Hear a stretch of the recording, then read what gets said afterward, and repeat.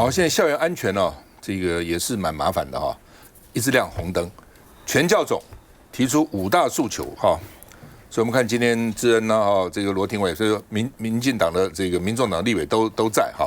那他们提出了5大诉求啊，要希望呢来这个修补制度的漏洞哈。那这个以前有的时候是学生跟老师会有冲突，但是居然老师会被学生攻击，然后重伤，哦，今天去手术哈，所以教育部长说会提供法律协助及权益保障。哦，一名国一很小小孩，一个男生特教生哈，听说现在特教生也越来越多，到底是真的这么多孩子有问题，还是那个鉴定放宽了？哦，到底是怎么回事？要搞清楚了哈。他拿这个扫把的断柄去攻击老师，所以老师眼部受伤，而且可能会失明。哦，现在送医还住院在治疗哈。那教育部长是说呢，希望他手术顺利哦，等等等等哈。那另外呢，在19天就要开学了，所以现在老师缺得很厉害啊，尤其台北市越好的学校缺越厉害，因为好学校可能压力比较大，然后呢，这个老师压力比较大，然后家长要求也比较多哦。金华国中是很好的国中了吧？说到现在为止还缺7个老师哦。然后呢，学校还在脸书发文说，希望家长校友一起帮他们找老师。国文缺2个，童军缺1个，体育缺1个，特殊教育身心障碍类缺了3个老师。哦，金华国中很难想象哎哦。然后而且呢，还有呢，老师很多说这个报到没来，就也报到了，就后来想想算了，不来了。还有很多校长被迫来兼课，校长来兼课啊。说呢，这2、3年特别严重。这个校长协会的理事长陈清义说，哦，学校呢通常6月就会完成校内的职务安排，7月排课，但是呢，报到正式的老师报到以后又离职，学校就可以要重新调整人力的这个配备哈。那现在只剩下3个礼拜中小学要开学了，然后教育部每个礼拜都盘点代课老师的缺额。而且我都了解，现在很多代课老师，代课老师要去变成正式老师，几乎都准了。为什么？不够啊，觉得你有代课有经验，哎呀，赶快让你变成一个正式老师哦。但是资格够不够呢？对，老师资格够不够？有很多不够资格，也就滥竽充数去当老师的，这个也有哦。所以大家不要去当老师，这要命了，怎么会变成这样子哦？那零成本投诉，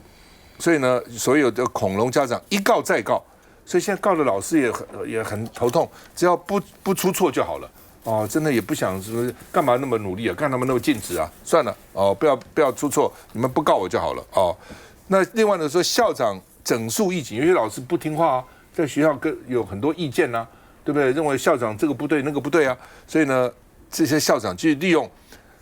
处理不良老师的这种制度呢，把不听他话的把他干掉哦，变成校长整肃义警的杀手锏。所以只要有任何人投诉哦，他们5个人就可以呢组成一个所谓这个校事会议哦，来把老师不爽的老师也干掉哈。那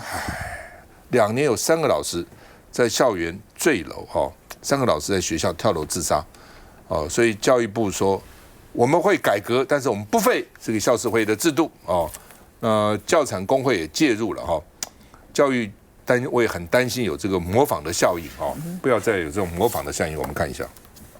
当攻击已经不是单一个案，而是越来越多的时候，我想大家要思考的是制度。教团立委站出来帮老师发声，针对了包含普特融合要有完善的机制跟政府介入。毕竟8月5号就发生了有台中老师被学生攻击。我们非常不舍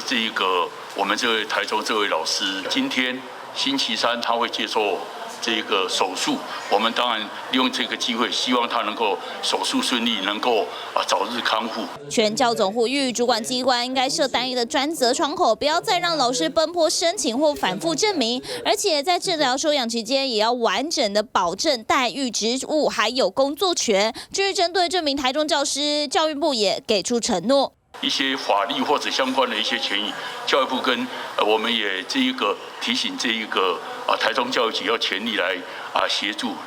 国教署也会从旁来协助。只是老师被攻击也非单一个案，中小学校长协会的调查，近2年有89校的老师都被学生攻击受伤，除了有OC，还有的是牙齿断裂，甚至点出官方慰问金的门槛实在是太高，根本无法弥补身心伤痛。而在这样的环境之下，也担心要当老师的人越来越少。老师、特教老师的一些相关的薪资啊、人力啊，这都让很多人都非常的感受到他们的遗憾。就怕教师荒只会越来越严重。全国代理暨代课教师工会也预估，今年到8月底开学前，代理老师的缺额恐怕会突破2000人。教育界更担心正式教师甄选如果补不满，到时候代理招考只会更惨。而如今就快开学，教师环境再不改善，这缺口恐怕只会越来越大。我以前当台北市议员的时候，很多人呢，中南部老师来拜托，希望调到台北市。现在听说相反了，他不要到台北市来了，所以你看金华国中，他7个这么好的学校，为什么？因为台北居大不易嘛，薪水一样，对不对？压力又重，那大家干嘛呢？所以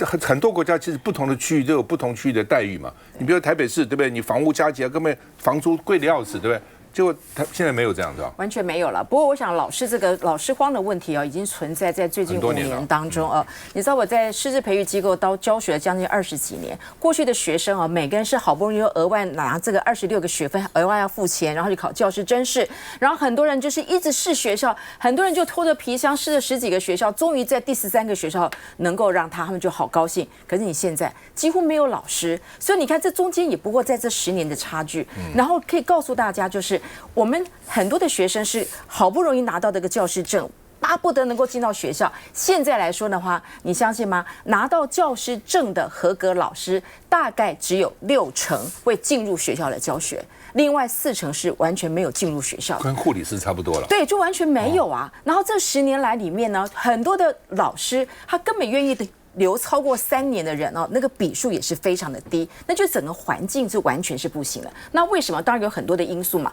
可是我认为目前来说，像你刚刚说的校事会议，老师动不动，如果是这样，家长对你有意见，他就可以把你送到这个部分，即使最后还你公道，那老师那个过程里面要透过很多的调查，要透过很多拖了好几层皮了，半年、2年才还你公道。那个整个的部分，还有家长8点以后打给你电话，你要不要接？你不接的话，会不会被送到校事会议？有可能。那虽然目前我们已经提出了像是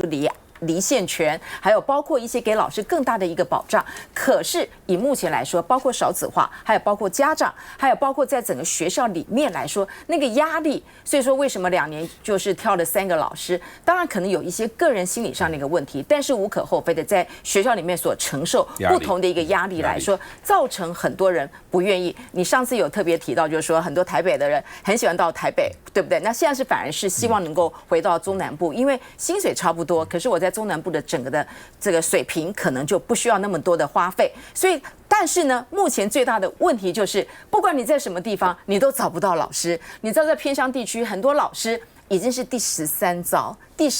我们就1招、2招、3招，到偏远地区是13招，还找不到老师。所以说，你说这些偏远的孩子，老师来的1学期就走了，然后第2次他就年纪很小就学习到了。动不动就会被抛掉，所以说这个东西就是我们整个的环境如果没有大方向来，那我最后讲一个就是今天台中教育部长出来讲的那个孩子是一个特教生，那个特教生里面来说的话，我们现在目前谈到说普特融合，就是特教生跟普通的孩子放在一起，但是你放在一起的话，你还是有个助理人员帮助老师来照顾这样的孩子，那这样的人员是非常少的，所以特教系目前来说也是师资也非常的偏，那这个孩子从小6到国中，那中间参加夏令营，知道了老师又不知道他的过程，所以就会造成这样的遗憾。所以我只能说，我们的人力、我们的薪资，还有包括我们要提出非常多创新的方案，但是你没有赶得上你人力上的补充，还有包括家长，包括整个大环境，你告诉我未来的我们的教育该怎么办？没有老师该怎么办？的确我刚刚非常同意柯志恩老师说的，民进党执政这将近10年来可以看到过去不管是从这个课纲教改的一个问题让那个所有的教师他背负了非常大的压力，自己要花很多时间、花很多的钱去针对不同的课纲、不同的版本去做教学。那最近这几年又是校事会议让这个老师们的压力都非常的大。所以这2件事情呢，我相信是让非常多的老师非常辛苦的一个问题哦。所以我常常遇到很多教育界的人跟他们聊天，他说这个以前我们当同学，我那个年代当学生的时候，学生是很想要打铃啊，赶快下课打铃，赶快去玩，去操场打球跑步。现在是老师啊，想要赶快打铃啊，赶快逃出教室门口。这个是一个非常诡异的一件事情啊。那现在的教育部长到底有没有听到这些辛苦的教师的一个心声哦？这个真的是非常的夸张哦。所以我现在认为这个现在是一个制度的问题哦，整个造成恶性循环。所以我们要拜托现在的教育部长赶快像我们柯志恩老师、柯志恩委员这么有认真的委员，他的建议我们的过去的课纲的问题、校事会议的问题，甚至我很多辛苦的很多的爸爸妈妈少子化的问题，现在的政府是拿不出一点点的办法，导致整个台湾的教育制度整个就是呈现一个恶性循环的问题。休息一下再回来。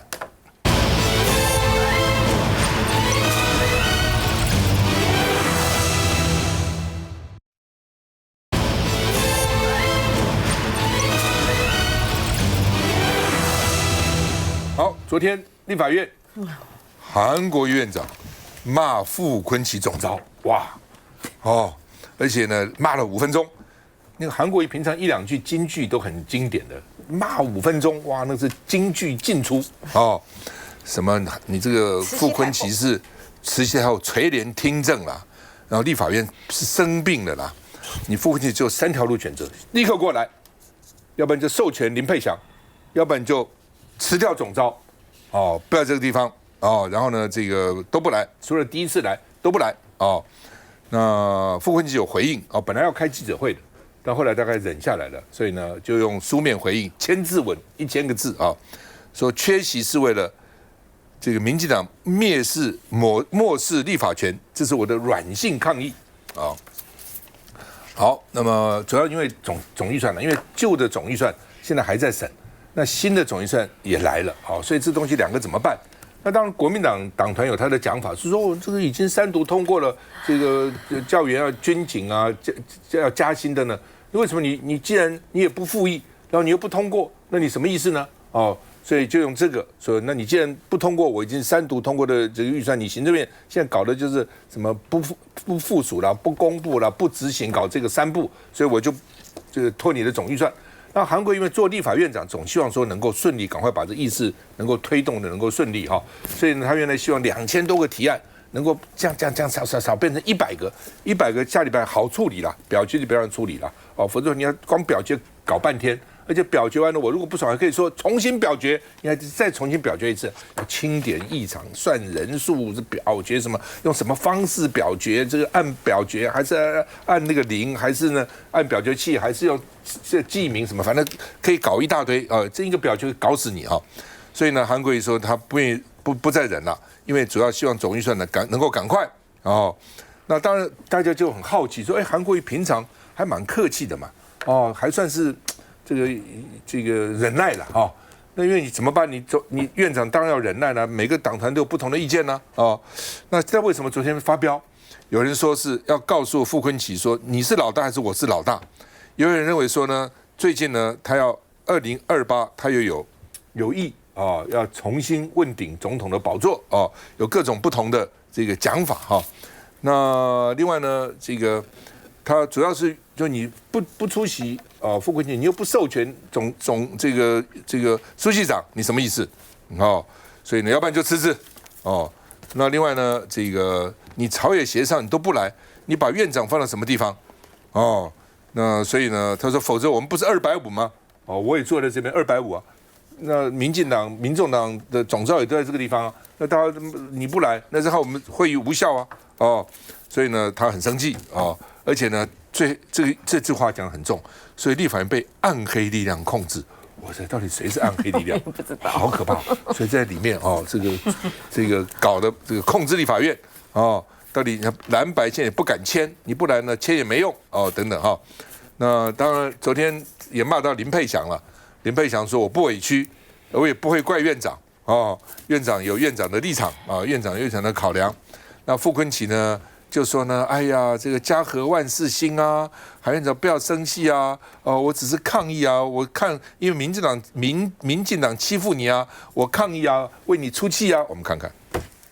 立法院长韩国瑜11号下午召开115年度中央政府总预算案第3轮协商，但却不见国民党总召傅崐萁的人影。韩国瑜当场点名国民党团书记长林沛祥，问他有没有拿到授权，没想到林沛祥摇了摇头，韩国瑜直接开呛：那是慈禧太后垂帘听政策，立法院有这么病态发展的吗？已经连续几次不到了。君子务本，本立而道生。你最基本的工作，你既然当总召，你开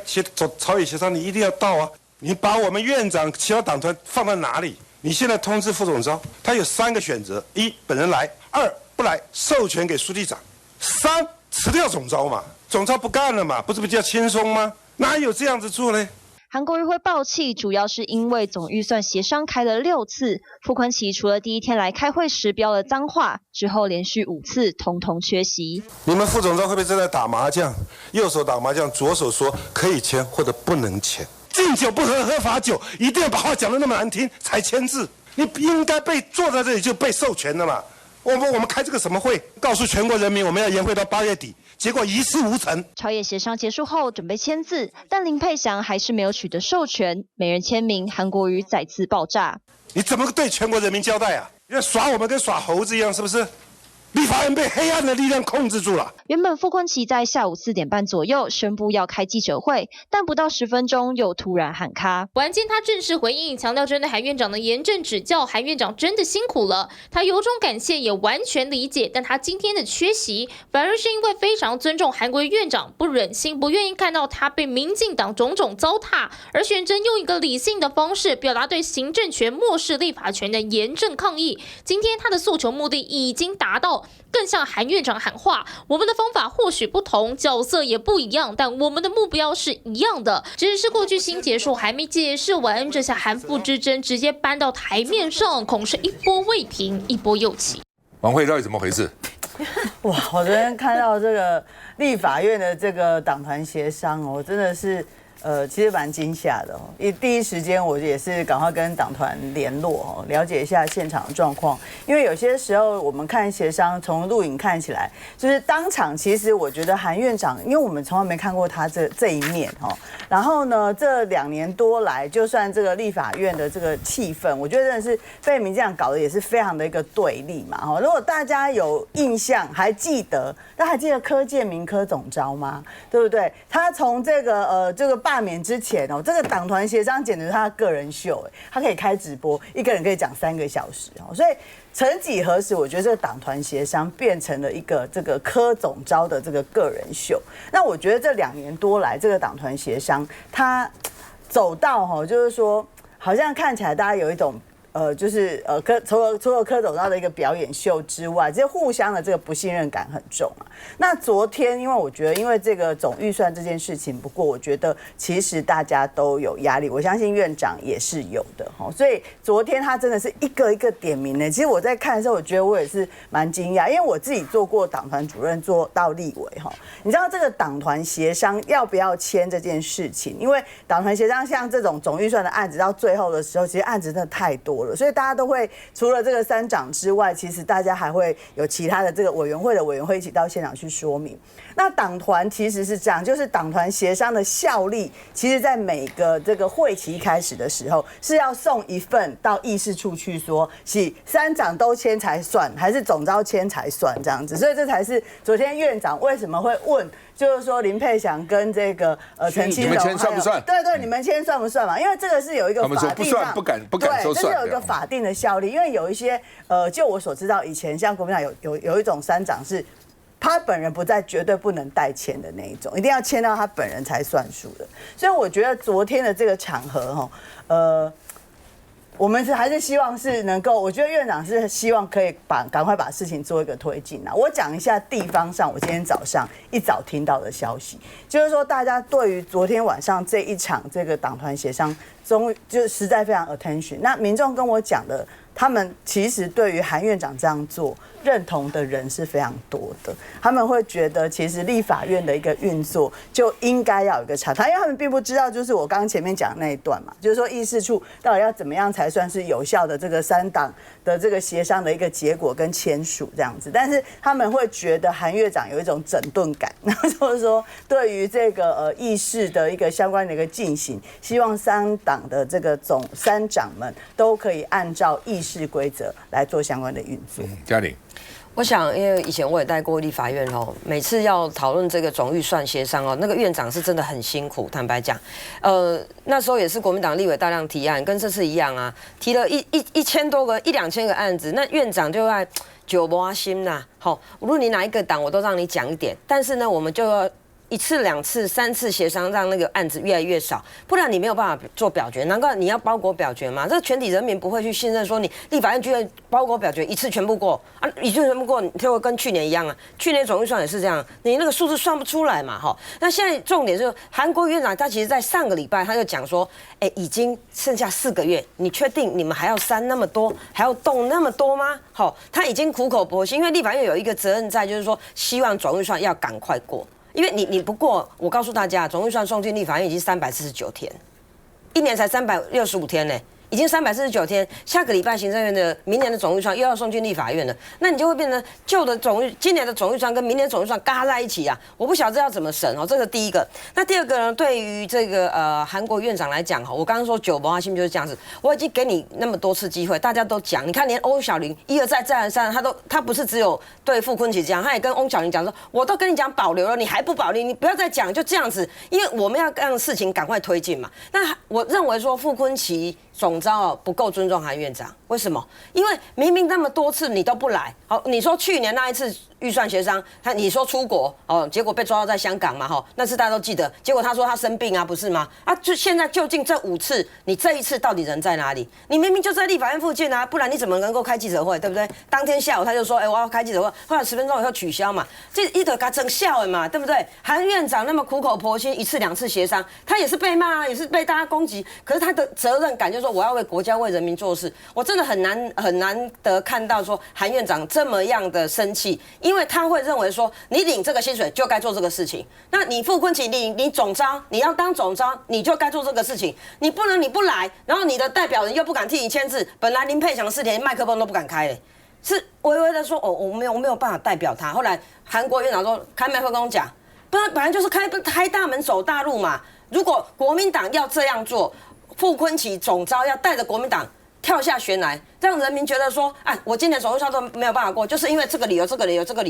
个不成理由嘛，所以韩院长会生气啊，因为韩院长的责任就是在这边。但有的人会说，这跟2008年2028年的总统大会有没有关系？我不认为有那么多的关系啦。坦白讲，我只是认为说，当一天和尚敲一天钟，如果傅昆萁总召你真的不想要协商这个总预算，你也不想扛这个责任，你就不要当总召嘛，对不对？你要其他的人都要选举呢。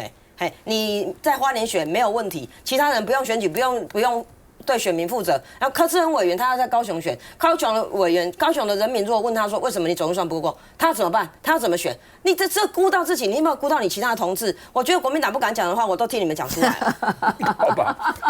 韩国瑜为什么昨天对傅昆萁发飙，而且一下讲那么重？哦，那因为可能他忍无可忍了啦。忍耐很久，这种东西绝对不是说一时，这搞政治搞到这个地步，没有什么一时愤怒、一时按耐不住，不会的哦，一定有他的道理。到底为什么？是他真的想选韩国瑜想选2028这边一怒安天下吗？哦，还是说有其他的理由？休息一下再回来。